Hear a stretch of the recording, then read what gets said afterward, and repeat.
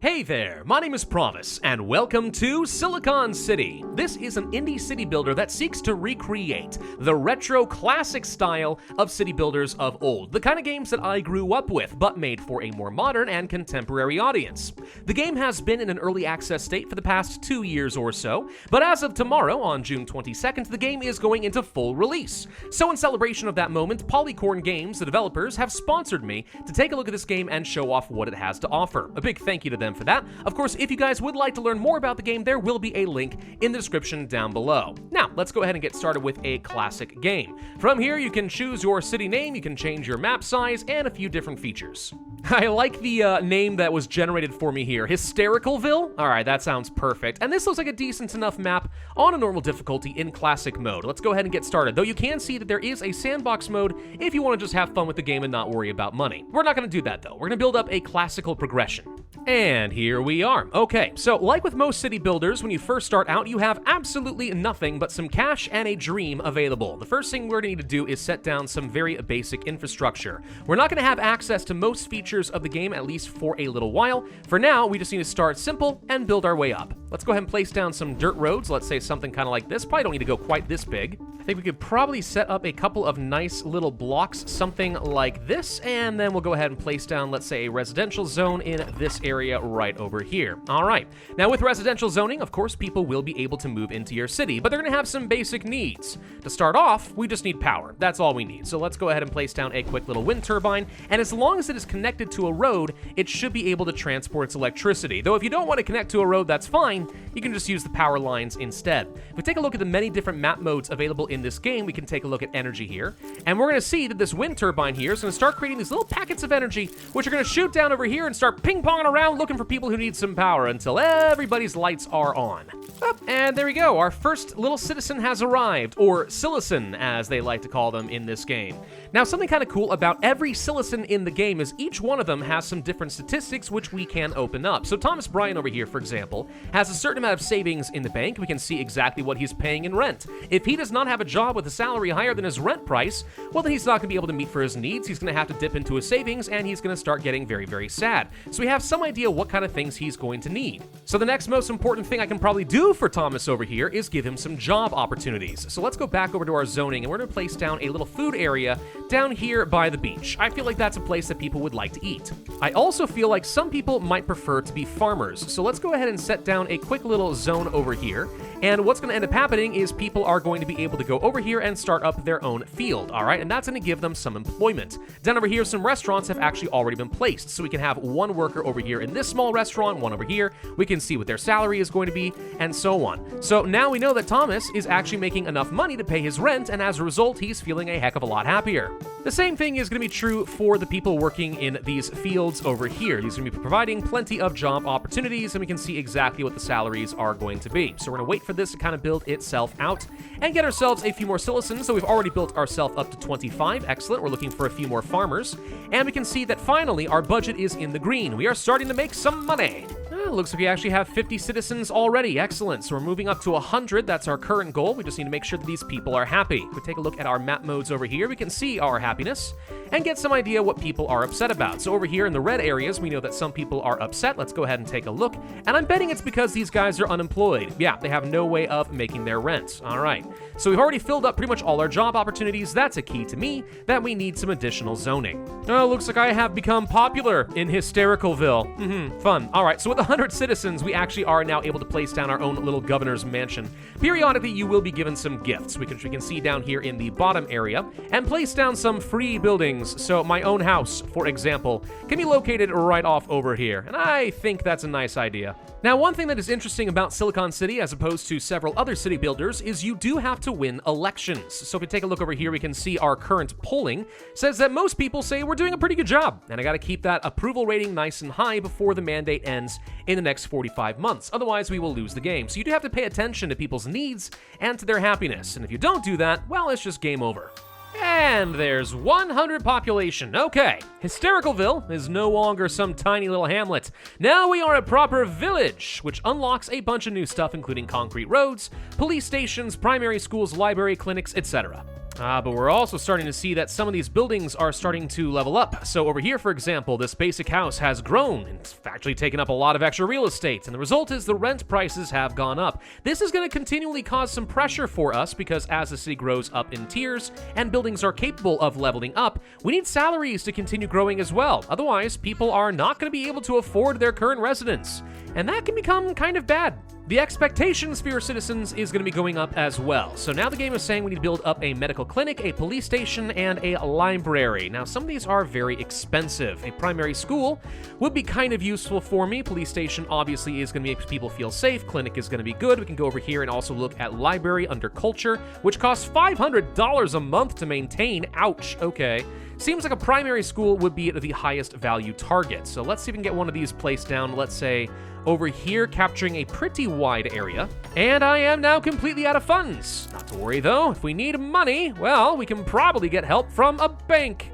Yeah, and there's going to be some interest associated with that, but it might very well be worth it if we want to place down a bank over in this direction. That also will generate some jobs. Now, the way you take out loans is actually not through your budgetary screen up over here. You have to click on your bank, and from here we can see that we could take out, let's say, $20,000 in a loan, though it would cost us a chunk of money per month in order to do this. I'm going to do it, though, because I need money in order to actually fulfill the rest of my mandates. So let's see if we can get ourselves, let's say, a quick little police station as well. Now, that's not enough to really solve all of my happiness problems, mostly because people are, of course, not having salaries that are keeping up with their increasing rents, but at the very least, we're going to find that they're not unhappy with the situation for education and for security. If we take a look over here at our map modes, we can see, let's say, safety. All right, everything's looking pretty good on that front. Education, yeah, everyone's looking good here too. City should be growing at a decent pace. Not everyone is happy still until the jobs themselves level up to match the people's rising rents, but we're getting closer and closer. Let's go ahead and place down that very expensive library off in this direction. Maybe rotate that around so it looks kind of like this, and boom. Okay. So we have now met all of our current requirements. Excellent. More wind turbines, huh? Let's take a look at something real quick. How are we doing as far as our energy? Looks to me like we're actually doing pretty good on energy. We're delivering 36 megawatts, and we only need about 20. So from here, it looks like everyone is getting exactly what they're going to need. That's fine, though. That's fine. We can always place down a second one later. In the meantime, I'm kind of waiting for my city to grow up into the next population rank, because once we do that, we get access to fire stations, solar panels, shopping areas, factories, and higher density apartments, right? As you start getting up to city ranks level 3 and level 4, you start getting a lot of cool stuff. Let's take a quick look at our traffic down this direction. So if we zoom in a little bit, we can get a sense of how things are looking on the roads. For right now, not too bad. I'm going to go ahead and pause the game real quick, and we can see what kind of people there are. We have people who are heading back to work. We've got some tourists leaving in that area, etc. Okay. I don't see any major congestion, but if we wanted to, one thing we could do is go ahead and start swapping out some of the dirt roads with proper regular streets so that people will be able to move around a little bit faster. And at the very least, having some proper roads just looks a lot nicer, let's be honest.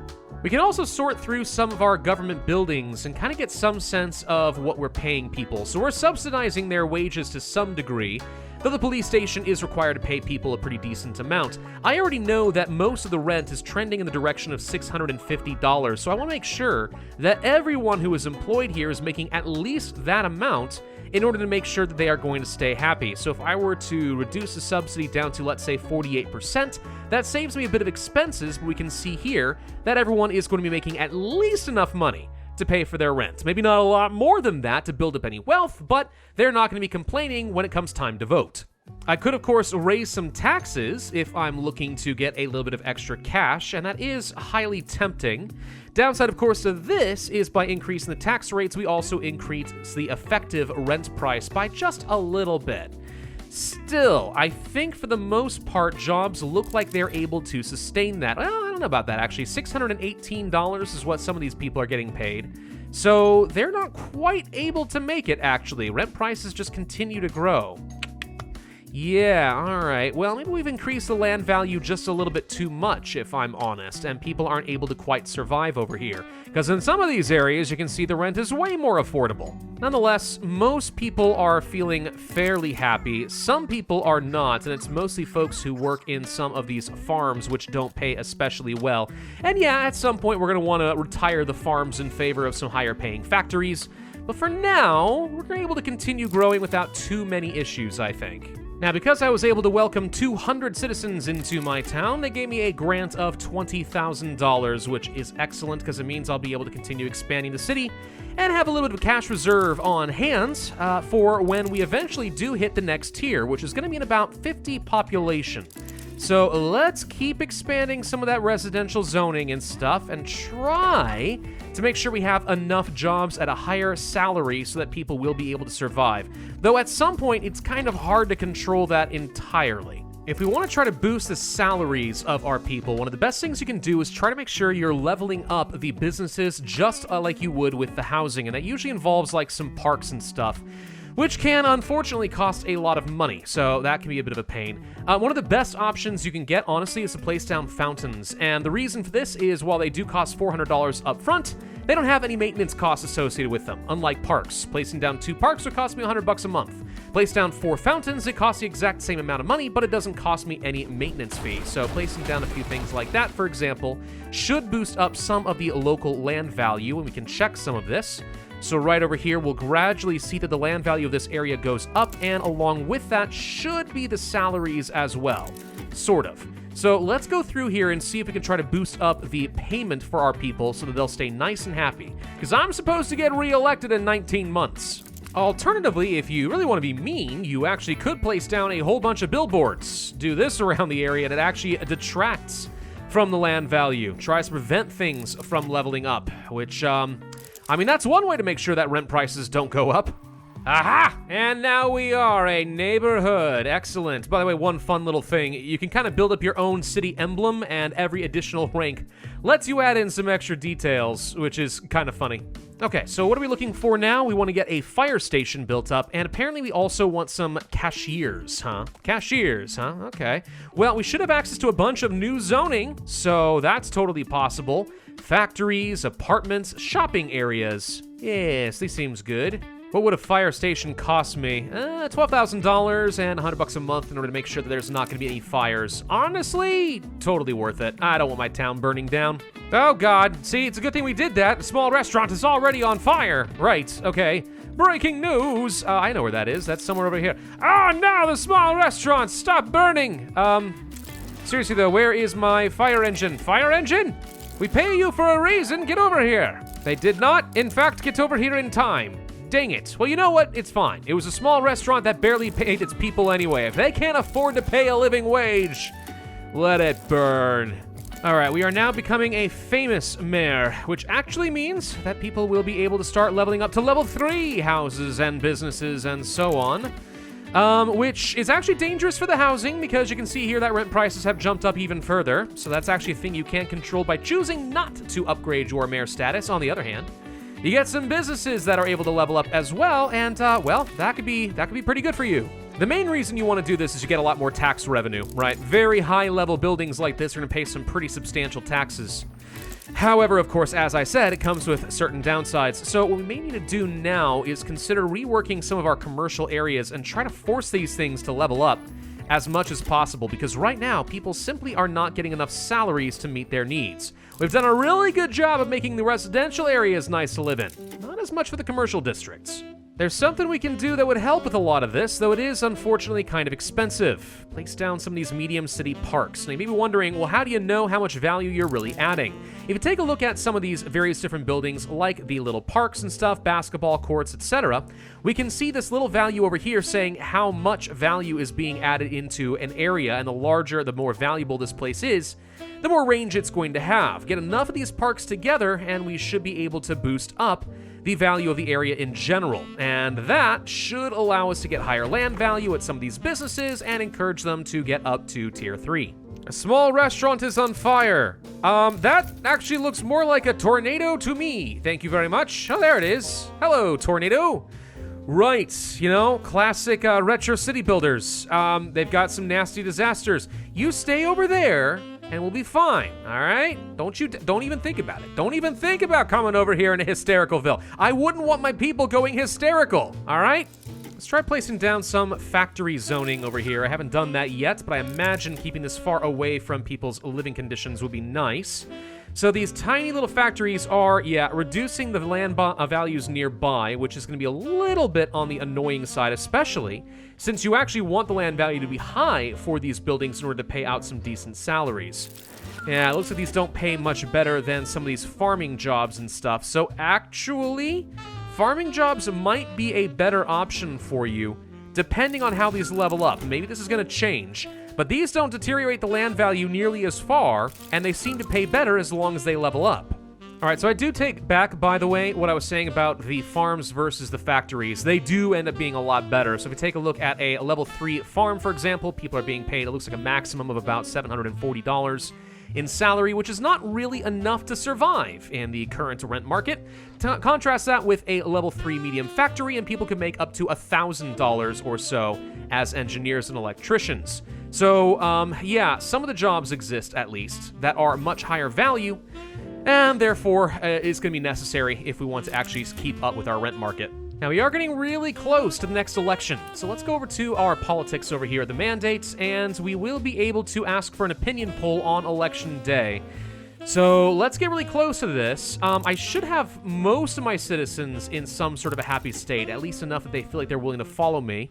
So I'm hoping to find out that I'm not in danger right now, and despite the fact that there is a bit of a rent crisis, people will vote for me anyway. Oh, okay, we had another fire. This time it looks like people actually did respond nicely. Thank you, firemen, for doing your jobs. Good lord. Alrighty. So it is now election day. Let's order a poll and find out how we're doing. It's going to cost me $1,000 to do so. Actually, it looks like people already have been willing to do a vote, and I'm currently leading in the polls. So with a high approval rating against Suvarp, I think we'll be fine. Is this my negative emesis? Is my nemesis? He's just a negative version of me. It's Shadow Pravus. Suvarp. Oh, because it's Pravus spelled backwards. My literal opposite in every way. It makes sense now. Oh, I just realized we have a whole bunch of various different culture buildings I've completely forgot exist over here. Oh, wow, yeah, this could boost up some pretty serious land value range. Okay, modern art museums, theaters, esports museums, concert halls, and libraries. Yeah, the modern art museum may not have a massive range, but it does have a medium improvement to land value. So this would be pretty significant, actually. Victory! I win the election! Take that, Suvarp! A shadow version of me. I mean, really, what could that even be like? Gosh, I can only imagine. Anyway, alright, moving on into the next mandate. 48 more months until elections. I have secured a nice 4-year term. Should be plenty of time to make sure we keep our people happy and start working up to becoming an epic mayor. I've actually got enough happy citizens already. I literally just need to get the population up to 500. So how are we looking as far as several other needs? Fire safety appears to be getting covered pretty well. Could really benefit from another police station. Health needs a new clinic and or hospital at some point. Education seems to at least be doing pretty well. We can get a good breakdown of all the different types of buildings we've got. Culture, social, socialization, sports, etc. Okay, very good. How are land values looking? Pretty good around my house. Not so good once you get down toward the factories and stuff, but that's to be expected. You know, something that would make people really happy? Soccer. Also known as football to pretty much literally everyone else in the world. But I just got a little pop-up saying, hey, we would really like to have a soccer field, and this thing actually has a tremendous range as far as boosting up land values. Actually a little bit nervous about doing that and accidentally making the rent crisis even worse, but you know what? If the people demand a soccer field, then a soccer field is what they are going to get. Oh, we also get to determine our own personal team. Okay. The Hystericalville United or Hystericalville Crew? You know what? United it is. Boom! That is our official soccer team. And actually, just by increasing their wage subsidy just a little bit, I can guarantee that at least these people are going to have enough of a salary to survive. The common worker down at the burger restaurant may not be able to afford living in our city, but the soccer players, they'll live like kings. Heck, I've even made enough money that I could pay off my loan with the bank, which means my income has jumped up rather significantly. Want to take out another $50,000 loan?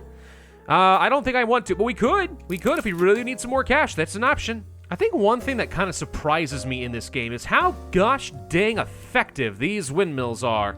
This entire city is currently being powered by 2 little windmills over here, and I've still got some surplus power to go around if we take a look at this, yeah? Now I got myself like another 19 megawatts to go. Man, these are the most efficient windmills I have ever seen. I don't know, maybe in the future these end up getting turned down a little bit So you have to focus on things like solar panels or eventually the coal power plant. Yeah, if we really want to kill the environment, that's going to be the way to go. Oh, I got an achievement. Apparently, my soccer team has been winning a lot of games. Oh, that's pretty cool. 5 games against another city. How do I find that out? We won the game on the Barker social media site. Yeah, that's actually something that all of your people use. They sign into Barker and they can just kind of throw their ideas out to the wind and see if maybe you'll listen or something. If you need to, actually something you can do is go to some of your people over here and actually tweet them something like, let's say, help right here, and we'll bark this at them. And it should actually give me a little bit of information. Yeah, I don't have a job that pays my rent. We can find out exactly why is this person not as happy as they could be. And yeah, understandably, you are paid $3 less than your current rent. Yeah, I'd be pretty upset about that too. Oh, but we have hit 500 population. We are now a proper town. That, of course, means we could now move on to becoming an epic mayor and get tier 4 buildings across the board, which might not be the best idea as far as the rent crisis, but we're going to do it anyway because I want to see a lot of these buildings upgrade. We also got a gift. What do we get here? A news agency. Oh, cool. So that people can write the news about me and what a wonderful mayor I am. I hope that's actually true. We'll go ahead and place that thing down. What other options do we have? We've got museums for some culture. Okay, that's kind of cool. We've got some memorial parks. We've got a marina. Oh, okay, cool. Watch out for the sharks. We can place this down over here. Oh, we also have access to the high school. Now, this feels like something we are absolutely going to need because I want to make sure that we have a very top-of-the-line education system. So let's go ahead and place a big honkin' high school right off in this general area. Should actually cover most of the city. I really feel like one high school is going to more or less do the job. Oh, good lord. A bunch of houses just got blown up. Okay. Because a basic condo at level 4 just got placed over here. That is an expensive rent. Yeah, that's a very expensive rent. Okay.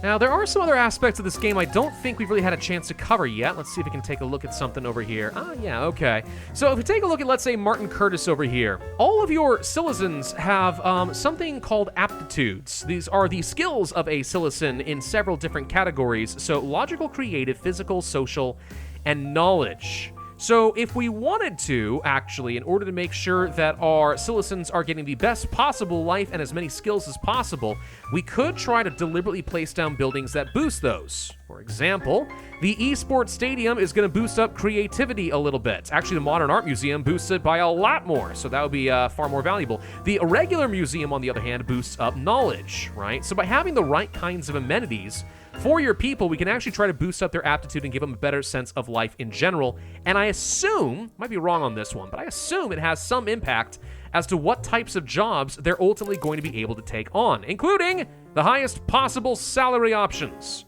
So actually, let's go ahead and take out a nice little $50,000 loan real quick. And with some of that cash, I'm going to go ahead and place down one of those regular museums we were talking about. There we go. One big thing over here should be nice. That's going to boost the land values even further for a lot of people. And now we will be able to get some knowledge values boosted up for our folks. There we go. Starting to get into some of the big buildings over here. So this should be taking care of most of our folks without too much trouble. Now, the next rank up is going to be level 5 for a proper city, but I need 1,000 population for that one. Not to mention, I'd like to get 1,000 happy citizens to become a legendary mayor.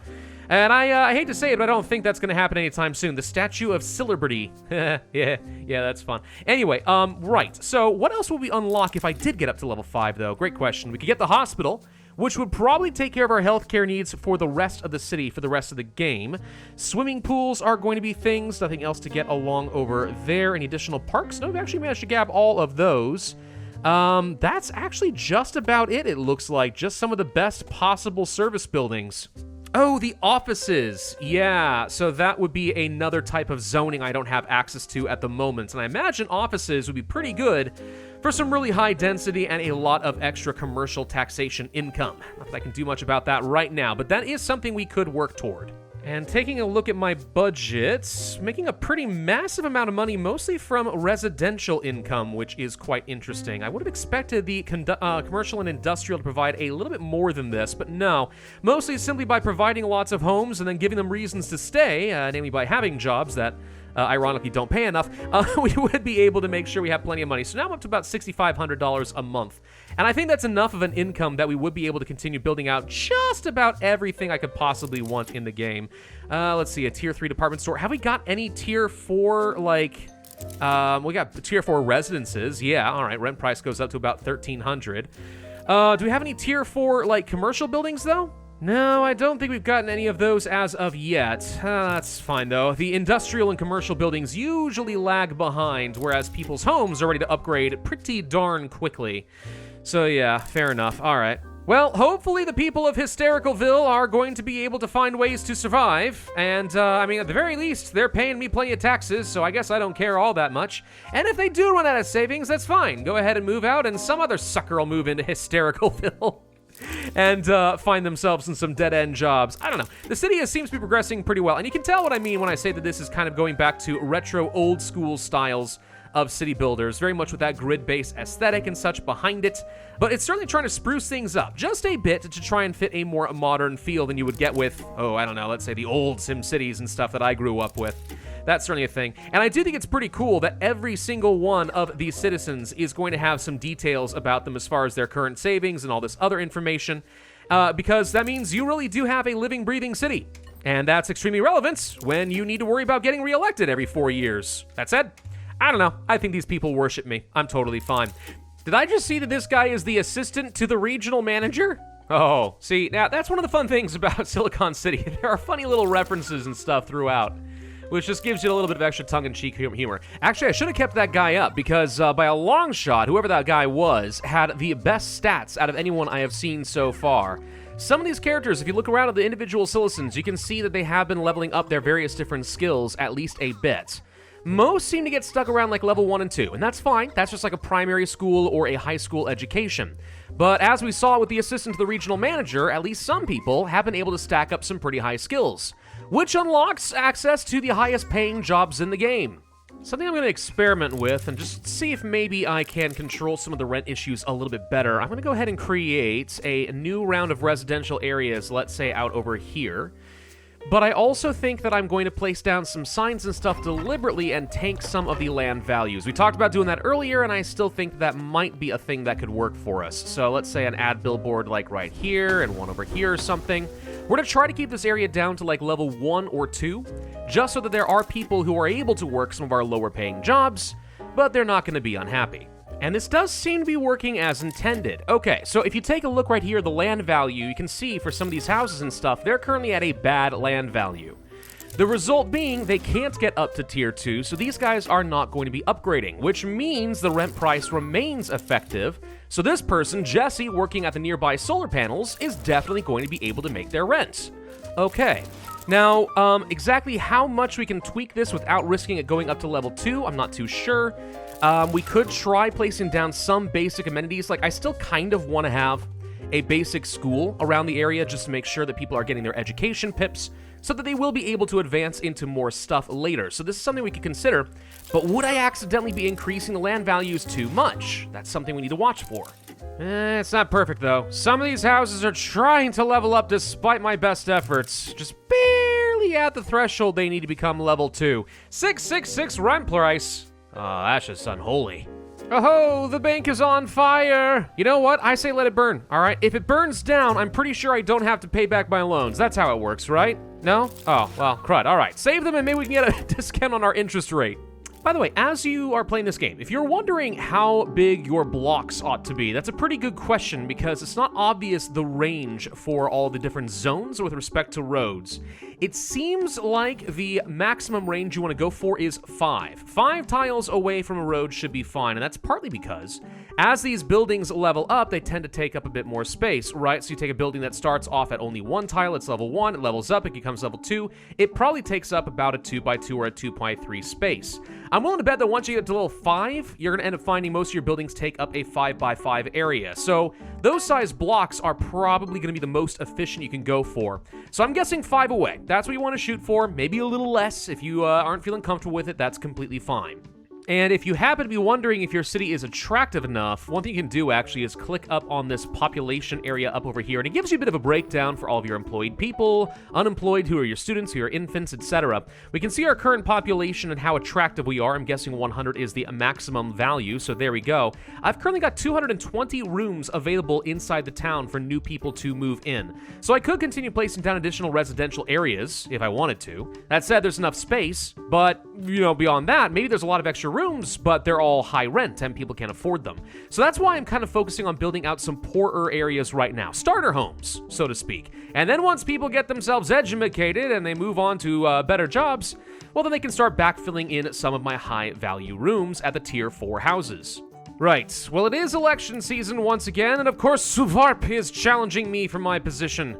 So let's take a look at the latest Barker poll. Oh, it should be pretty good. I should be fine. We can beat this guy. So once again, we have been re-elected. Savarp, you'll never take my job. I will never let you do it. There is one more thing I can show off for you guys. For those of you who are more aesthetically oriented, right, you design this beautiful city, but you think certain buildings are a bit of an eyesore, you can actually change that a little bit. Let's say I don't like this big green blocky apartment building, because I don't. We click on this, and if you actually look at the urban design feature, there is a regenerate option at the cost of $100. Click it, change up the shape. Boom, there we go. All right, that looks a little different. Let's try it again. Boom. Oh, there we go. Okay, that looks pretty good. And let's say I don't like the color green. Repaint. There we go. A nice mustardy yellow. Boom. And you can do that with every building in the game except for the ones you place down that are government-oriented, like, let's say, the schools and stuff. But like factories? Yeah, no problem. I can come over here to this factory and say, I don't like the cut of your jib. Regenerate. A couple more times. There we go. Change up the paint color, and there we go. Totally different factory. Just one of the little things you can do in Silicon City. And this honestly feels like a pretty good place to end this video. So we built our population up to about 650. Again, the goal was to get up to 1,000 to reach the maximum rank and finish unlocking all the remaining buildings, including such things as the hospital or the swimming pool, etc. Oh, and the offices. Can't forget about those. That would be pretty fun. But I do feel like we made some pretty solid progress and a pretty thriving town. Our cash flow is looking exceptionally good, and I do think it made a very big difference having some balance of tier 1 housing in some areas to deal with my remaining small-time jobs. So that's definitely a big trick to the game. You want to have a balance of tier 1, 2, and 3 housing. I may have gone a little bit too ham on some of my services and trying to make people happy. These tier 4 homes are not doing me a lot of good right now. People are moving out. But if we had rethought the city a little bit more, maybe it would have been better. And then as we build up people's education values and they start getting additional pips in their various different affinities, well, then I think that people would take on bigger and better employment, and we'd find that we could start skyrocketing this city up toward tier 4 and tier 5. Nonetheless, thank you all very much for watching this video. I do hope that you found it informative and entertaining in some way. And again, a thank you to the developer for sponsoring this video. Of course, if you guys did like what you see and you want to learn more about Silicon City, there will be that link in the description down below. My name is Pravus. Thanks for watching, and I'll see you guys next time.